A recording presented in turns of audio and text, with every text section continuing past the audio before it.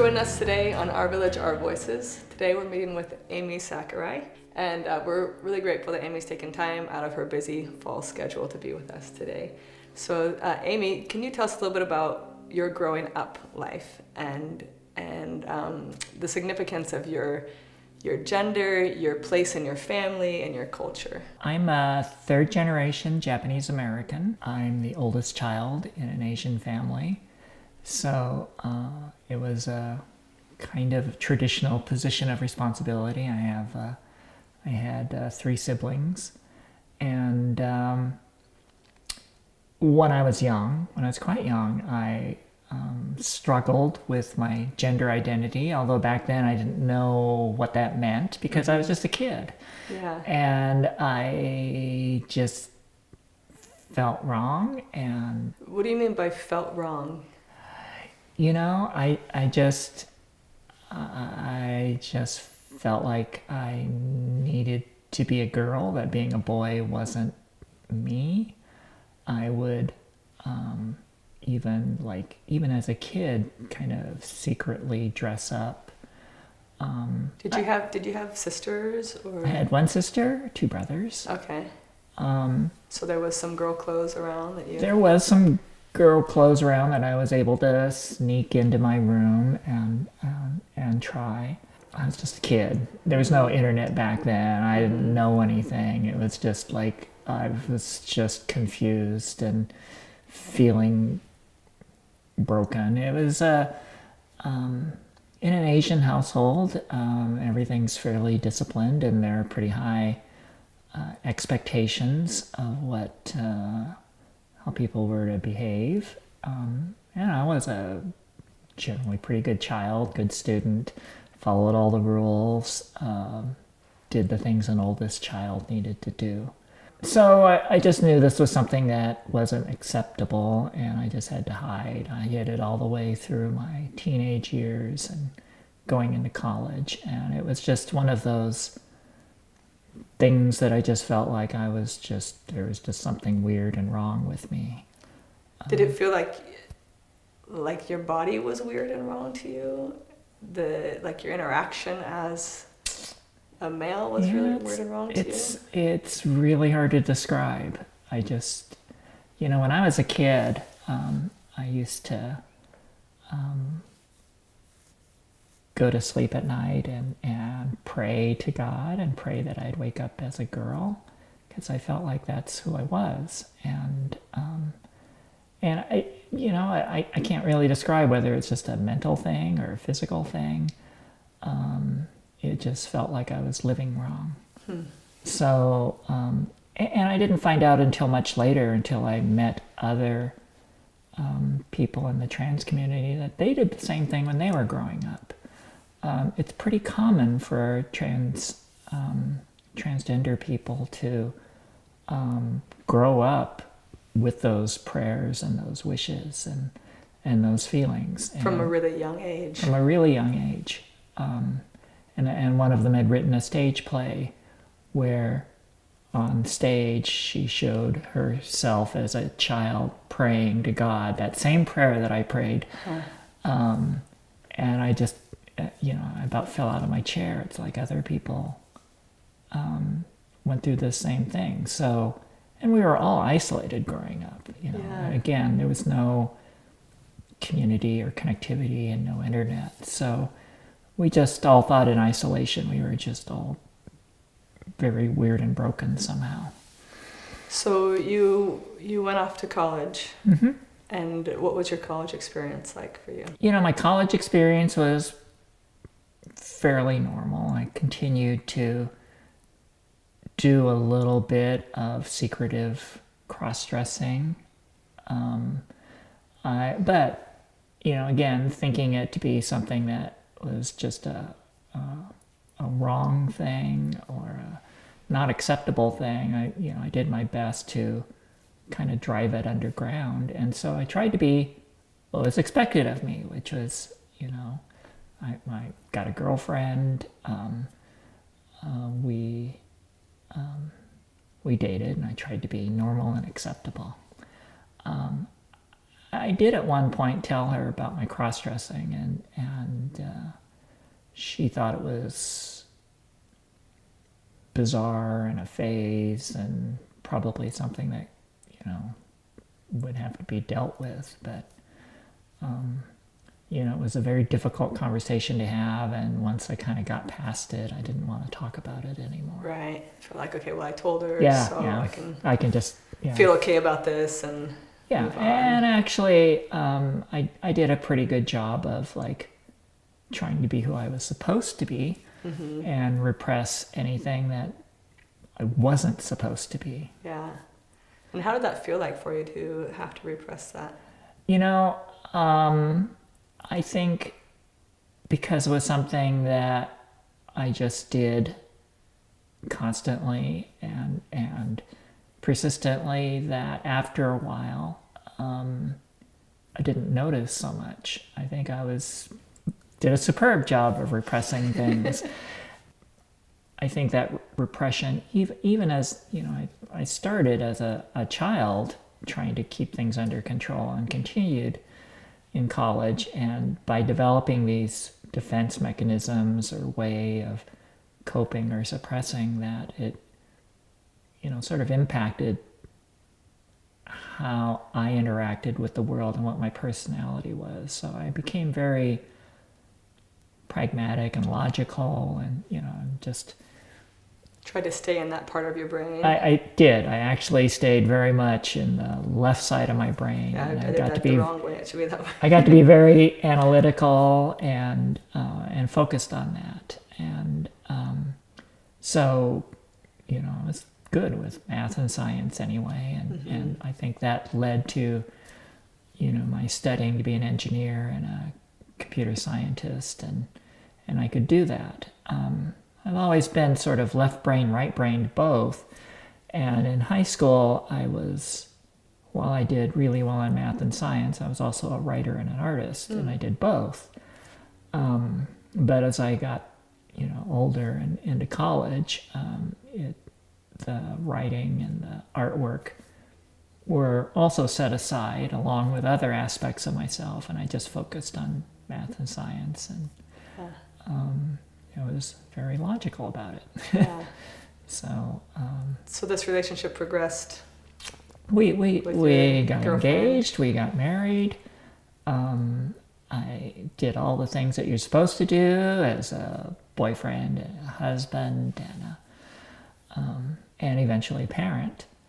And that was, I had kind of built myself into this container of how to operate and was kind of on autopilot for that. So I think I managed well, or I deluded myself well, or just, again, you do something long enough and are in that habit of doing those things that you don't think about it very much. Yeah. So what was the turning point for you? One of my coworkers was going to get married, and I wanted to give her a wedding present. When I was in high school, junior high school and high school, I used to write a lot of poetry. Part of my writing and art, there was a lot of poetry that I wrote. I wrote over 200 poems. Wow. In my school years. Did any of them explore your gender identity? Not directly, no. They would exercise a certain side, a certain romantic side, a certain parts that I didn't normally expose to people. But so I guess back in the day it would have been my more feminine side. And I always made sure that I didn't write too many of those poems, because I thought, well, people will start thinking things are weird. So I always made opposite poems or counter poems. So you had to consciously think about it. Okay, I actually said, let's not be all that way, or people are going to think certain things. So right. I always balanced it with other kinds of poetry. So when my coworker was going to get married, I thought, just write her a poem for her wedding. She'd really like that. And it's like, someone who had written, 230, 240 poems, like writing one more poem is like... No big deal. No, yeah, sure. I used to write them all the time. Yeah, but it had been a while. It had been a while. It had been quite a few years. So I started to work on this poem for her, and I could not believe that I had this like giant blank wall that I hit, that I could not write a poem. I couldn't even begin writing the poem. And it confounded me because I had written so many when I was younger, and I used to think it was pretty easy. And then I couldn't write one at all. And I struggled, and I went and did some reading, and I've never had even a rhyming dictionary, but I actually got a rhyming dictionary, just kind of... Try and get your brain going. Yeah, and I struggled for some weeks in a way that just completely baffled me, because I had never not been able to write a poem. Well, let me think about what she would want to see in a poem, and how does she think, and how does she feel, and what would resonate with her. And I had to kind of get into her mindset, and I really immersed myself in the person who she was, or at least my understanding of who she was. And I did that immersion, and I was able to write the poem. I wrote, I think it was a fine poem, and she loved it. But after I'd gone through that experience, it was like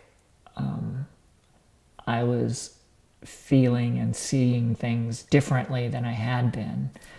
And I also realized, like, oh, this is how I used to see and feel things when I was younger.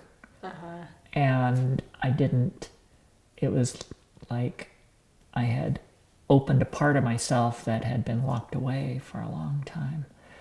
And I was totally perplexed, because it was familiar, and yet it was shockingly different than the way I'd been living now you're and an thinking. Adult and Yeah. And so I... you have children and a wife, and Yeah. a lot more complications than when you're in your undergrad. And I was trying to figure myself out after that, and I, totally off guard, because who would have expected that writing a poem would kind of open up part of yourself that you hadn't seen in a while. And so I did a lot of exploring and thinking, and it kind of all came back. It's like I didn't actually really realize I was suppressing part of myself, and it just all snowballed from there. It just kind of, Pandora's box just opened, this part came out, and then all of my other feelings and all of my other thoughts just kept coming back and growing, and you couldn't any longer stay in just the left I couldn't part put it of your back. brain. Yeah, it wouldn't stay. I actually started re-exploring cross-dressing, to my surprise, because I hadn't done it in a couple decades. Since you're in college. Yeah, since I was in college. And since then I'd gotten married, we had kids. How old were your kids at this point? Oh, I have to think about this. This happened in the early to mid 90s. So my daughter would have been about 13, 14, somewhere in there. So for a year, you're Exploring exploring cross-dressing, kind of having these feelings. Probably a half year before I did some exploration, and then I talked to my spouse, because we had a good marriage, and I was pretty open. Well, of this, it was hard to be open, but I had to kind of go through my exploration, and then I opened up to my spouse, and yeah, that didn't go well. But Yeah. not surprisingly, you know, and you know, we went back and talked about that little discussion we had back in college, which was one of those discussions where neither one of us was really Willing to be completely open. yeah, and it honest. was like we had a talk, but it wasn't really a full connected deep talk. Yeah. So How did you feel like you did during that conversation? What were the feelings that you had going through well, that? I was scared. I mean, you always are afraid of discussing weird things with your spouse. We had some discussions, and they were hard. And I didn't know what to do other than the fact that I could tell this was some really important part of me that I had been, Repressing. yeah. And so it wasn't like I could just like put everything back in the box, make it all go away. And that would have been what my spouse wanted, but I couldn't really do that. So we worked out a compromise where I could try and deal with it.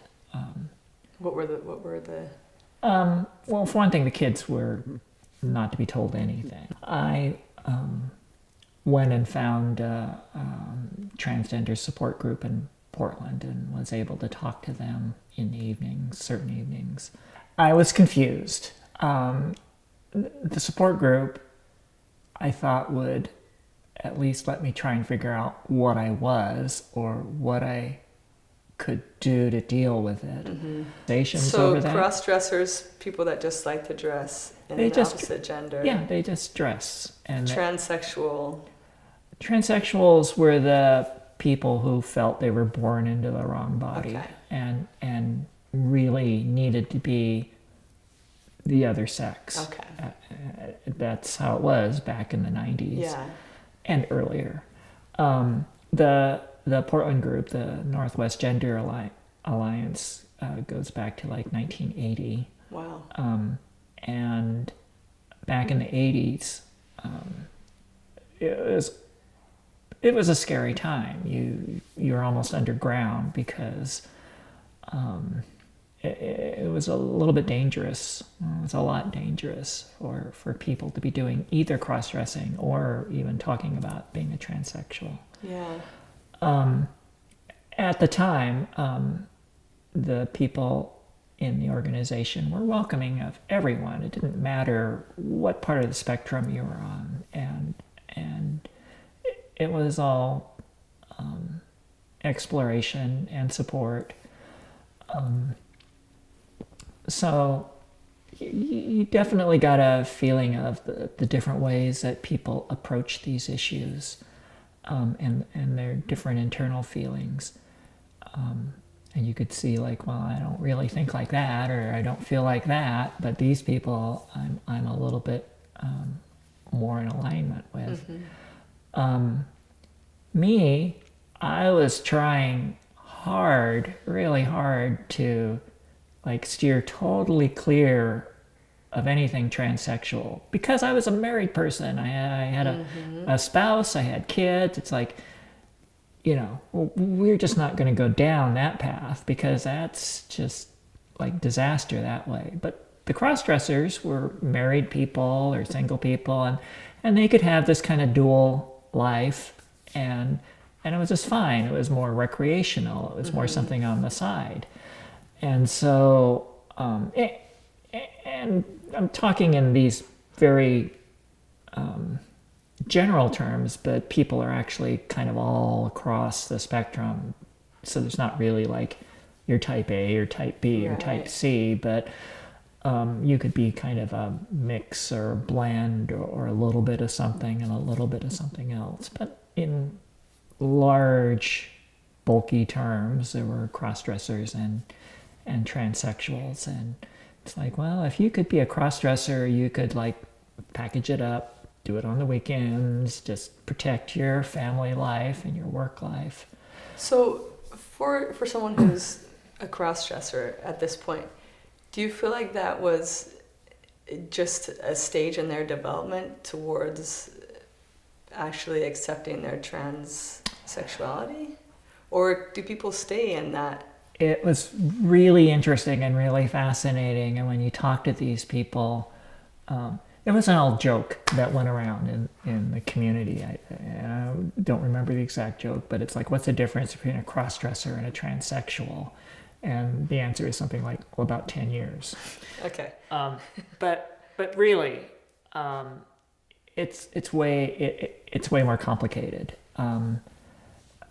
There are kinds of cross-dressers who, there are some that are more fetishistic, and some that are it's strictly recreational.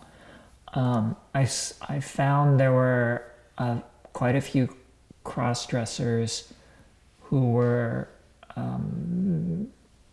probably, if you diagnose them, they would be transsexuals that were just repressing really hard, because for many of the same reasons. It's like they have a family, they have a job. All these things would be totally threatened if they were to transition. So they kind of restricted their life and being able to be who they are in just by being part-time cross-dressers. And I talked to a lot of them, and the stories are really sad for a bunch of them. And they would look wistfully at people who were transitioning, and they were saying, I wish I could do that, but I can't. My wife would never allow it, or I'd lose my job, or so there were quite a few people who were considered to be cross-dressers who were like transsexuals who couldn't, or for any of a number of reasons. But there were others that were just, no, they weren't transsexual. They would never even consider, they didn't have a gender identity problem or anything. They were just doing it because they enjoyed it. Okay. So there's all kinds. It's just really complicated. Yeah. So you were trying to fit yourself into this cross-dressing. Yeah, it's category. Like, let's not blow up the family. Let's not blow up the job. I would tell people, on my journey, I saw this cliff that you would go over. If you decided that you were transsexual, that you would just fall off that cliff and lose everything. And I told people, well, if you followed my journey for this 5-6 year period, it's like you can see my claw marks, my fingers, like I'm not going over that cliff. And you see the dragging, and it just, the more I got into it, the more it was like, oh, this is getting a little more obvious in a way that I don't want to be obvious, but we're not going to do that. And so what were some of the things that were becoming more obvious for you? It was more obvious that I was not happy who I was, and felt like I've always been not right, not in the right body, not going through the world the way I needed to be going through the world. And my spouse saw that too, that she said well, you're obviously way happier Oh, really? in that role than in this. I mean, she could just see it. It was, for her, it was totally obvious. I'm fighting this whole thing, we are not going that way.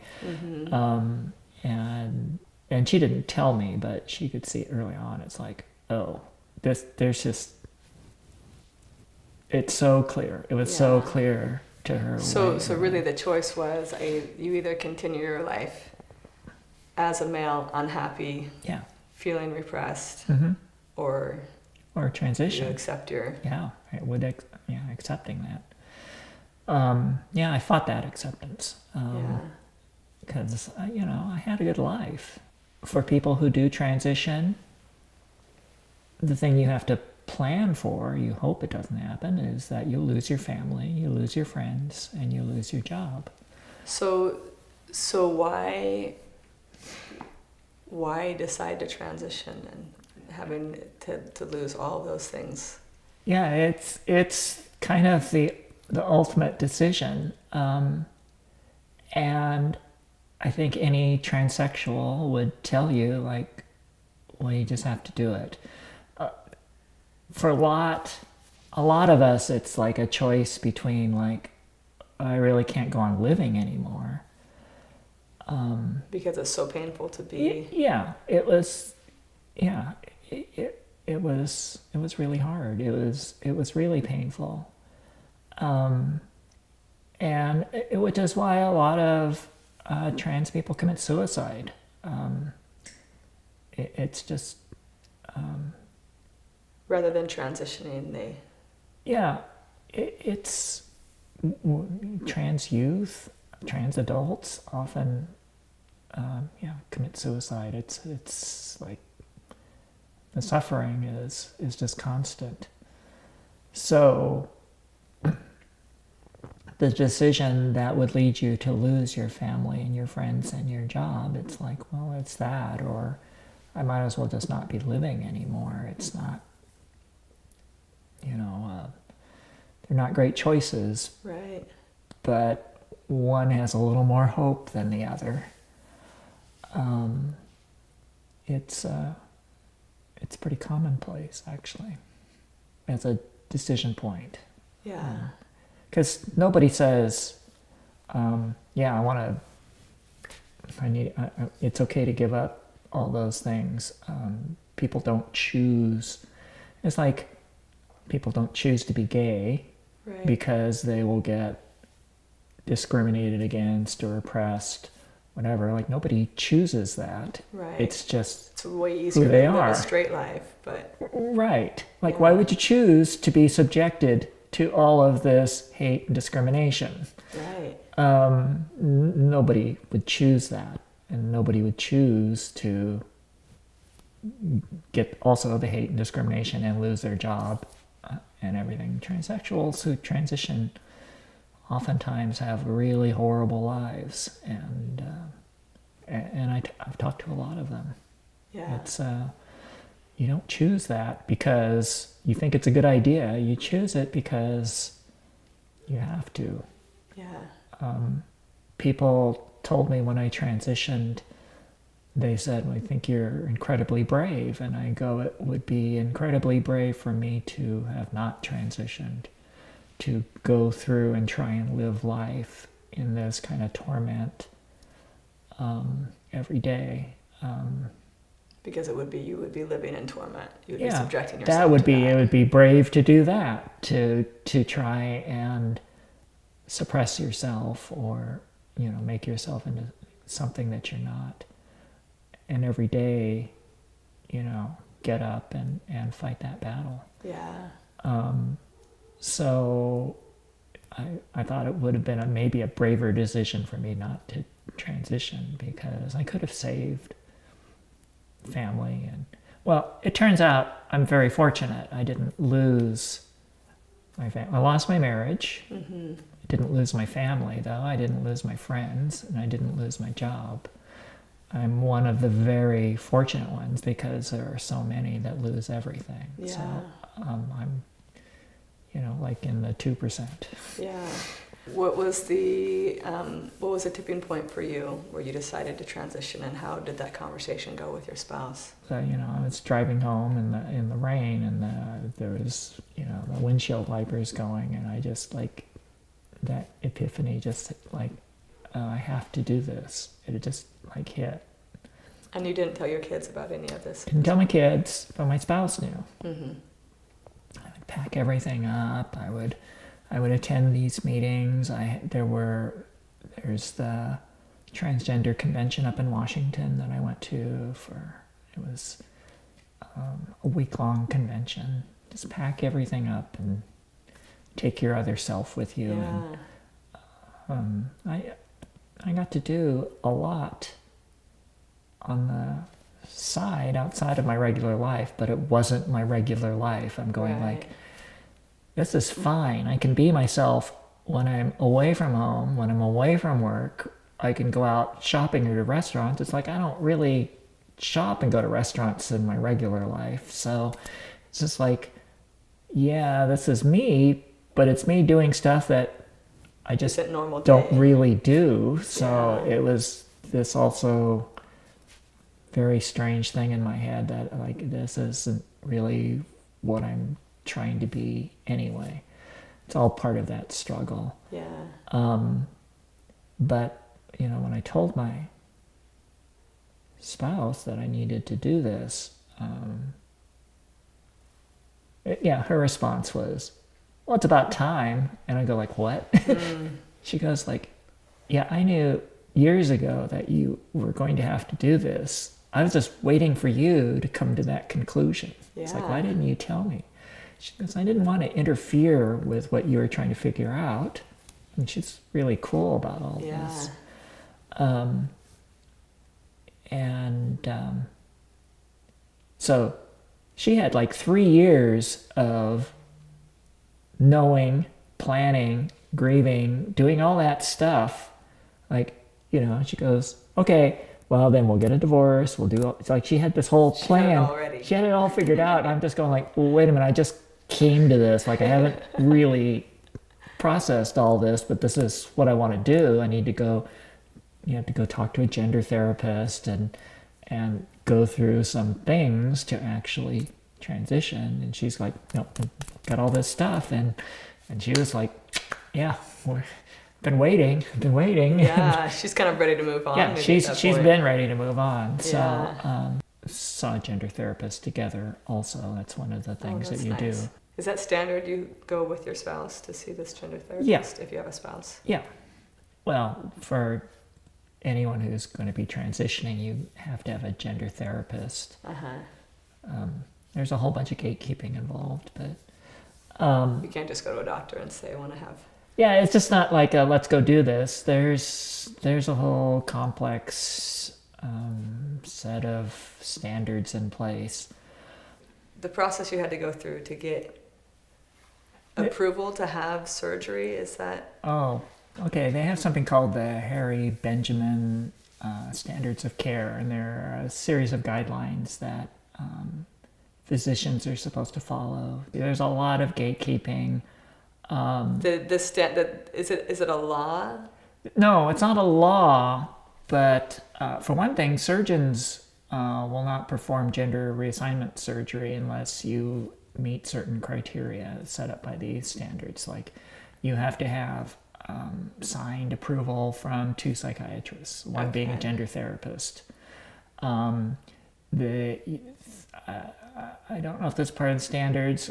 I think it is, but it used to be you had to live full time in your gender role before you got surgery. Okay. So Did they give you a period of time where you it had to be 1 year. You had to, So you had to basically transition outwardly before you could Right. have a surgery. right. Okay. There was gender therapists. There's like a list of approved gender therapists, and you had to go through a bunch of sessions with them. It's been a long time, so I don't remember all the restrictions, but it's very controversial. I knew people who had been rejected by their gender therapist. She goes, "Oh, you're not transsexual, so no, I'm not signing off on you."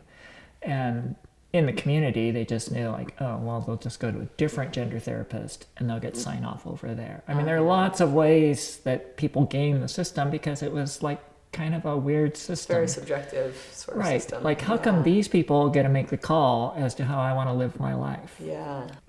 Different people have different ways of going through the world.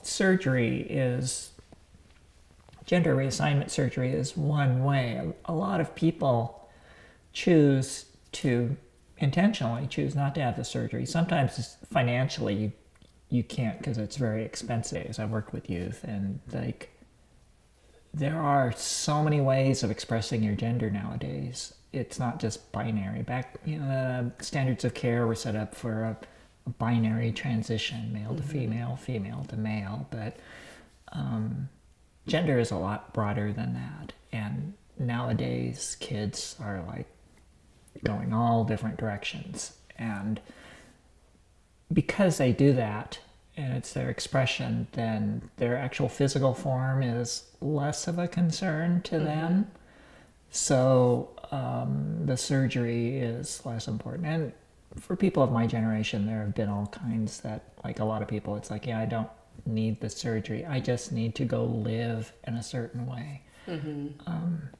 The scary society now, because they have all the, still are fighting the bathroom issues, right. And like, oh, you could get caught in the wrong restroom with the wrong, biological parts, and that's a problem. It's like, it's a problem, and it can be scary if you're a trans person. So surgery almost could be a decision of just safety and more ease of being able to go through the world in the gender that you I thought it was a safe, an important factor in being safe. I mean, that's not the only reason you do it. You do it because you're kind of have this aversion or disgust with your own body that, like, it's just wrong.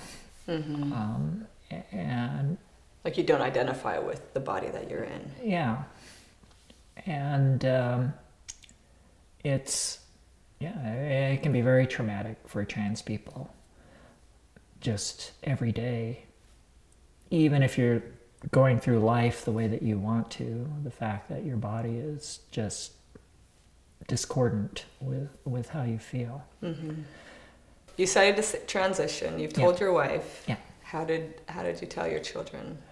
So since I told her in like December, we said we'd wait until the kids were through the school year, so we would not tell them until summer when school was out. We raised our kids to be independent thinkers, so we could discuss almost anything with them, and they were just pretty rational about anything. So we told them in the summer that I was going to transition, that we were going to get a divorce. Kind of their reaction was, "What? You're getting a divorce?" Like, it wasn't the transition part that really threw them. So they weren't surprised at all? It wasn't that no, it was surprising. They just cared more about the divorce. They just thought that, well, because we had a really strong marriage, like these two are never going to get divorced. Like, we'd been married, 23 years at the time. Oh, wow. So, and we never fought. We never, So they're kind of like, well, that's surprising that you're getting a divorce, because that was kind of the thing that threw them a little bit. Me transitioning was like, well, whatever. I'm exaggerating, but I was pretty surprised when they were the divorce is what the divorce was more impactful. The more surprising thing. So, yeah. They were really cool about it. As a matter of fact, they're adults now, but that they're millennial, Gen X. They're both living with me now, so they're just perfectly fine with however I'm living. So how was it telling work? You had to transition a year before you had surgery. Yeah, I didn't have surgery for quite a while because it's expensive. And I was, divorce was like a big financial problem. I was in not good financial shape after the divorce. So you went through the divorce before transitioning. So I went through the divorce at the same time.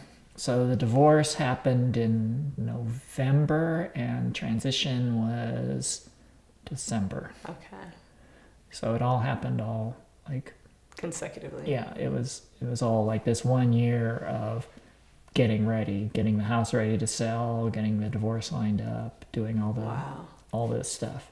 I had worked with my HR department through that year. I had talked to my boss and said, look, here's what I'm going to do.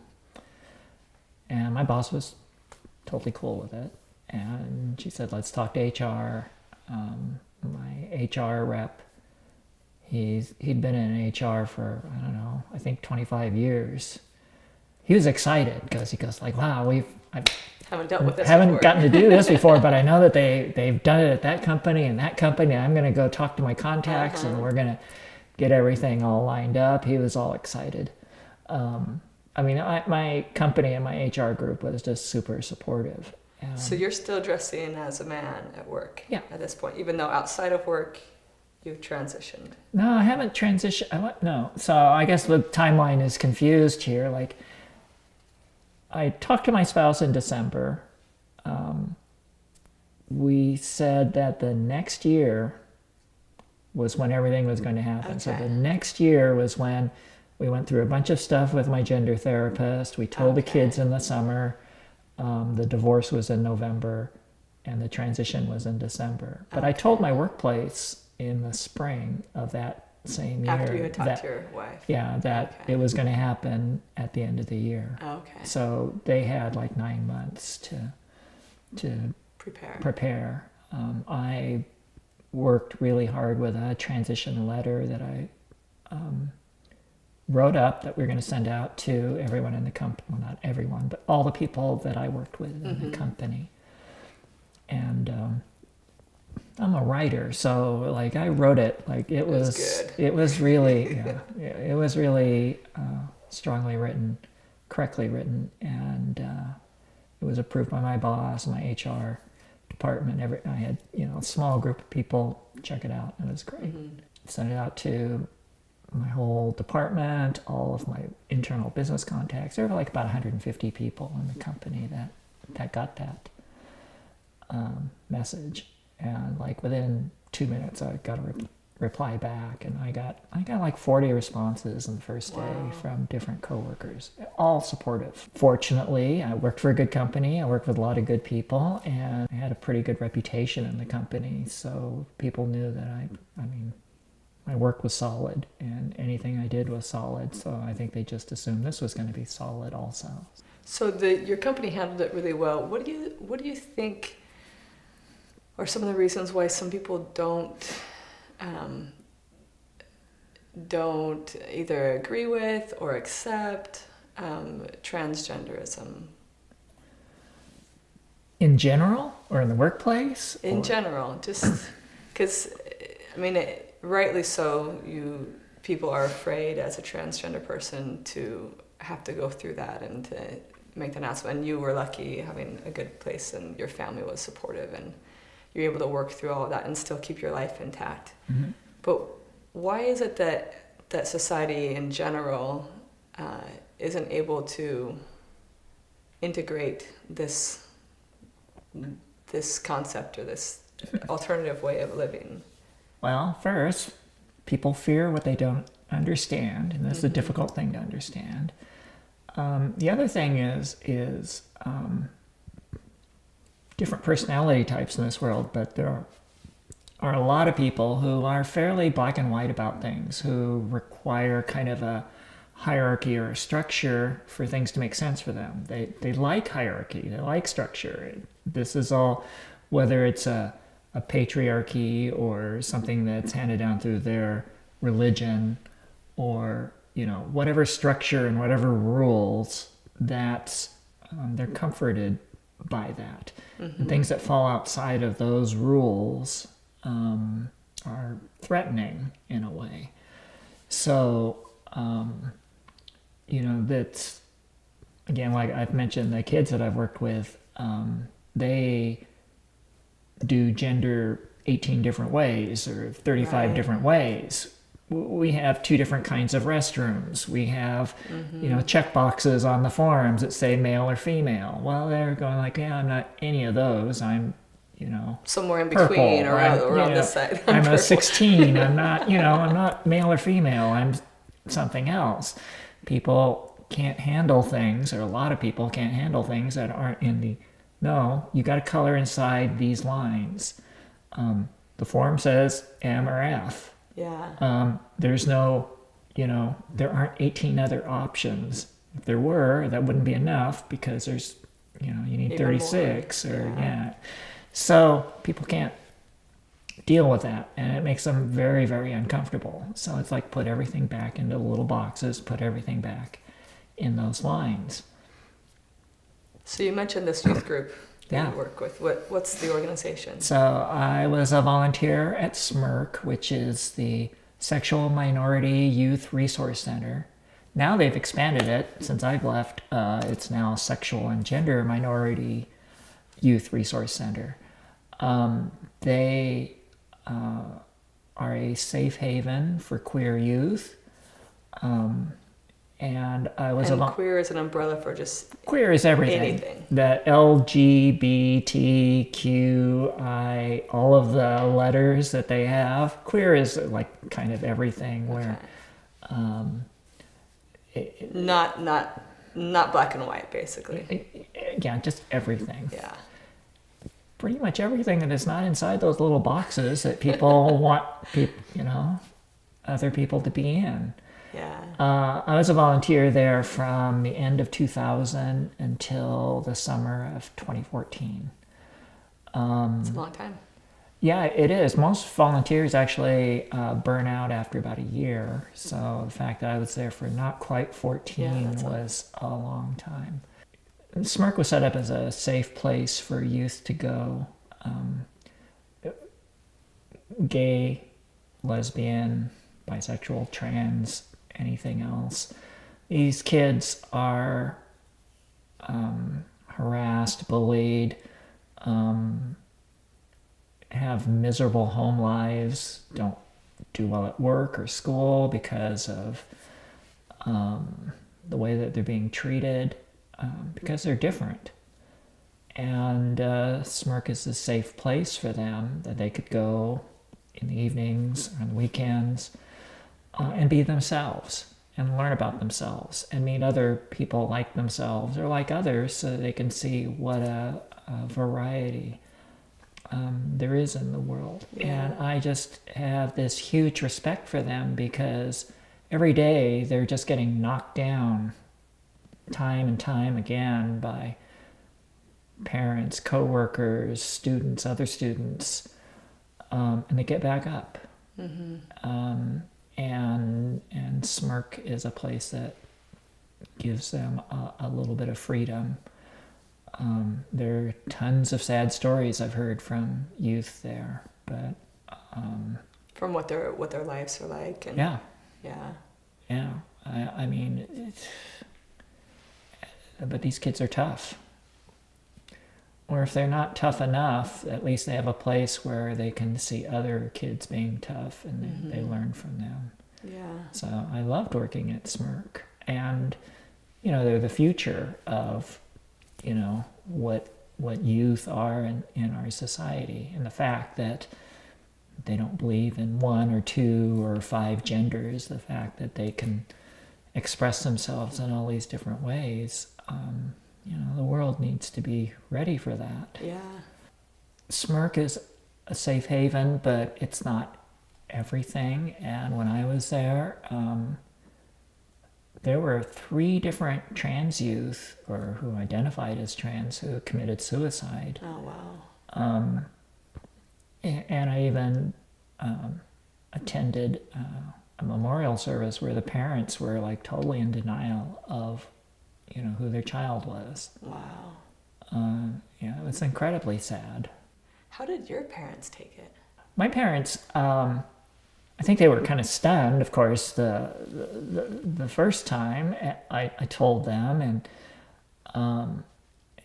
they were kind of tried to be accepting, and then I think my mom and my sister backslid a little, and they were arguing with me like, you can't possibly be that for a little bit of time, because it is hard. And I think for like my mom and my sister, they are comfortable with the structures of the way things are in the world. So I was definitely not coloring inside the lines. Yeah.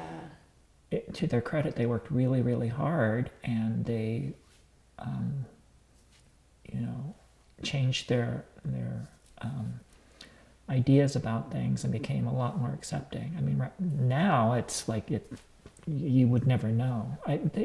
We went through this little funny period where they were very resistant to the idea, but they've worked hard and come around. And did you tell them after you had already made the decision with your wife and the timeline and everything? We told them not long before the divorce and the transition. Okay. So it was just right in that ballpark. Not a lot of time for them to digest it. Yeah, it was just like, hey, this is going to happen. We talk about my transition and how my family took it. I'm super, super fortunate, and particularly in comparison to my trans peers. You know, it didn't affect my job. It didn't affect my family very much.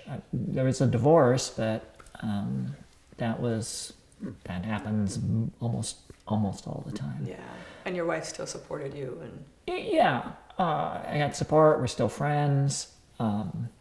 So I am just super, super lucky. Now, I've worked with a lot of trans people, and a lot are not lucky. I'm also extra lucky because I'm Asian. I have a relatively slight body type, although I'm really large for an Asian woman. I'm still not huge compared to a lot of other women. You're large for an Asian person in general. Oh, You're yeah. tall Yeah. anyway. You're tall. Yeah. Yeah, my dad's 6 feet tall, so he's... And your dad is Japanese. He's Japanese, and he's yeah. 6 foot tall. Yeah, Wow. he stood out, and in Asian culture, standing out is not a good thing. Right. So, I'm sure he took his, abuse, teasing, whatever, because he wasn't of a, particular type in Asian cultures. You all want to fit in. You can't help who you are inside. If you transition and you're 6'6" and 270 pounds, you're not going to be a, gorgeous or invisible slim woman. Yeah. You're not going to fit in. You're going to stand out. Standing out's not good. I can disappear a little better than others, but some people, when they transition, it's an affront to a lot of these other people who want things in the little boxes. Mm-hmm. So these people get teased, abused, lose their jobs. Because all of a sudden somebody feels threatened by them. Well, because they're different. People have this funny view of the way things have to be or ought to be, the way facts are, and they'll point at you and say, you're not a woman. And how you feel inside and how you see yourself and how you identify, you can be a woman, but if you don't look like one, then you can't be one. Right. And so you're going to get denied your internal feelings and your internal identity because you don't fit the stereotype. Because people want to make the world fit in the boxes that they think it should fit in. Yeah. And women should not be 6'6" with 275-pound frames. Broad shoulders and yeah. And that's a problem for a lot of people. And I would have hoped that our society had progressed better, but I don't know. These are not good days sometimes, and we're still. It's not a safe world for transgender people. States and other places are trying to pass legislation to, whether it's trans people in the military or the restroom thing, or we don't fit the boxes. Yeah. Well, even not the gay versus straight boxes. I mean, mm-hmm. There's more protections for someone who identifies solely as homosexual than there is for a transgender person. Yeah. Trans people are excluded from a lot of the sexual preference protections. So we're excluded from a lot of the medical insurance coverage too. So trans people are excluded from a lot of things. So what are some of the things that you're grateful for having been able to transition? I'm grateful that I can be myself. I'm grateful that I can be myself, and I haven't paid a debilitating price, unlike some of my peers. I feel like after I transitioned, it was a rough time financially, but for me personally, it was like the best years of my life. I feel like I've had just a super wonderful life. And so every year has been like, I feel like I'm in the bonus round every year. I have had just an amazing, wonderful life. And will have no regrets when I get to my deathbed. Like I say, everything has been bonus round. I'm just really just delighted in how my life is. Well, thank you so much for joining us today. Oh, It's thank such you. a pleasure to talk to you. Mm-hmm. Thank you. Thank you for watching Our Village, Our Voices and meeting here with me.